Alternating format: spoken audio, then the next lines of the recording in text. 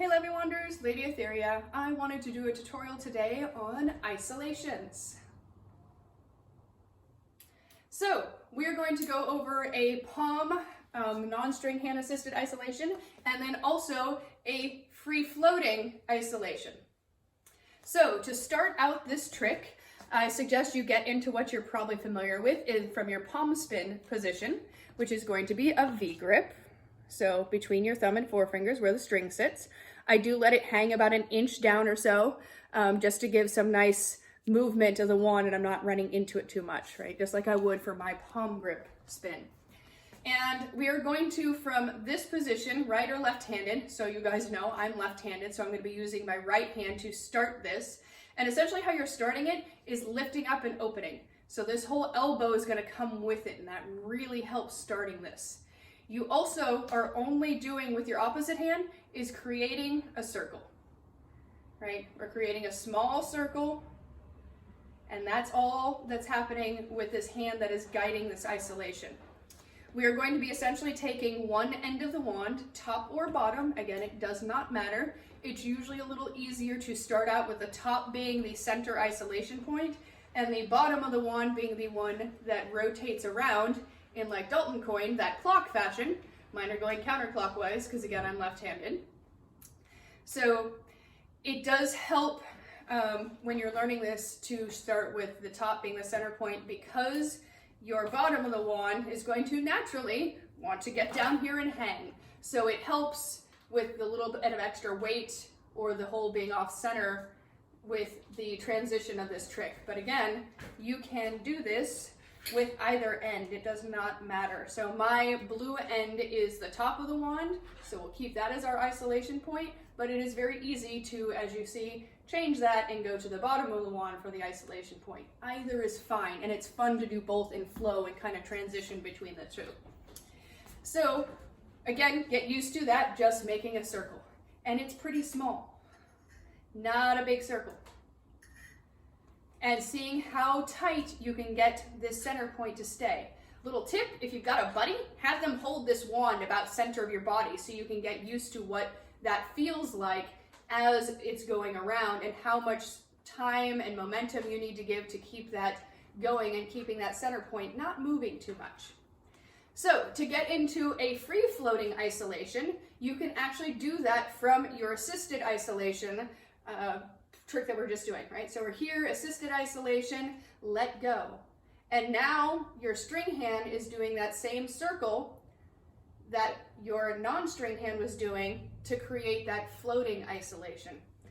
I like to do these with my string caught up kind of taut, so maybe about half the string length. So I've got maybe 6 inches here, just because that is a lot less string to have to manage when I'm going around this circle and trying to maintain that point, versus if I have full string length and then trying to lift way up and maintain all that extra string for an isolation. Still can be done, as you guys can see, it's just a little harder when learning. So feel free to choke up that string hand a lot until you get used to how much momentum you need to push this around. This also can be done with any wand. You do not need a contact wand or any kind of special weighted wand to do this trick. I'm going to a featherweight, like Flotoy's featherweight wand. This one's a crystal one, so I think it's maybe 2.5, 3 ounces. But same thing, that palm assisted, you're just maintaining one point in place as much as possible. Okay? Easy ways to get into these in general, palm spins. And then pick a point, usually the top, and start to do that lift, right? We're doing that elbow lift to get into this. Elbow lift to get in. We'll go back to the other one just so you guys can see, right?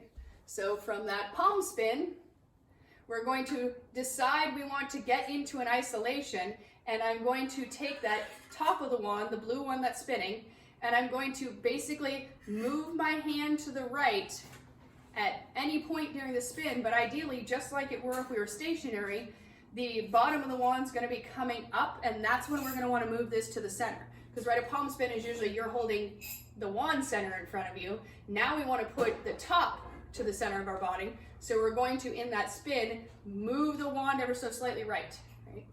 So we'll see that again. Sorry, that's not in slow-mo. palm spin, wand is at the bottom, move to the right. And that's that entry point. So palm spin, isolate that center, and go. And then to show you guys, isolate the bottom now, and go. Isolate the other end, and go.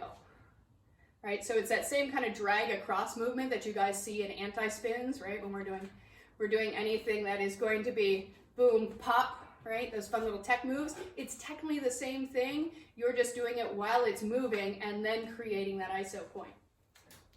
Okay, so getting into this free hand like we saw before, just let go, and we can do that.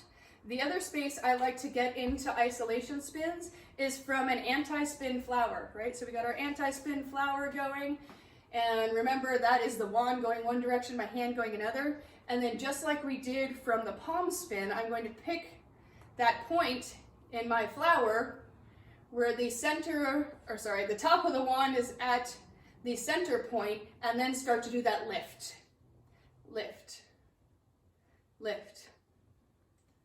Okay. It's a great recovery move. Also, when we're talking about recoveries, you know, if everything's kind of wonky, you know, it's like, oh, isolation. Ooh. Right? Add the extra hand when you guys do free floating isolations. It's harder to tell what hand it's in, so there's an illusionary tip. Another illusionary tip when you're doing the palm assisted iso spin is put the two hands front and back of each other a little bit, so it's harder to tell what's happening and where the string is. You're keeping it a little bit hidden in that sort of movement also. I'm Lady Etheria. I hope that helps with your isolations, and I hope to see you on Thursdays online at the Levi Wand Flow Jam meetup. Talk to you soon. Cheers.